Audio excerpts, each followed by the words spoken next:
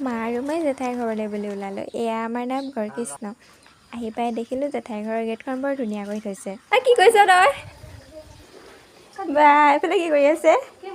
ৰুটি বৰ ধুনীয়াকৈ আছ। কেৰাহীখন কিন্তু সৰু হ'ল। চাহ মই বনাইছোঁ। এইটো কোনে বনাইছ? বনোৱা নাই, টান দিলোঁ, ওলাই আহিলে।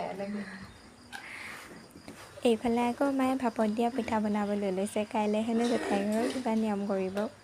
আপোনালোকৰ ফালে বাৰু ভাপত দিয়া পিঠা কেনেকৈ বনাই জনাবচোন। এইজনী হৈছে মোৰ মামাৰ ছোৱালী।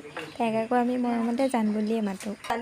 আৰু এইজনী হৈছে মোৰ মামা সৰুজনী ছোৱালী। দুজনী বাই ভনী। পুৰি খাই তাই হাঁহিটো চাওকচোন এবাৰ। মই খুলি হাঁহিছে একেবাৰে। জেঠাই আকৌ বেলৰ জুচ বনালে। মায়ে ভাপত দিয়া পিঠাও আৰম্ভ কৰিলে। বেলৰ জুচ খাই আমি ঘৰলৈ যাবলৈ ওলালোঁ। আজিলৈ বাই বাই।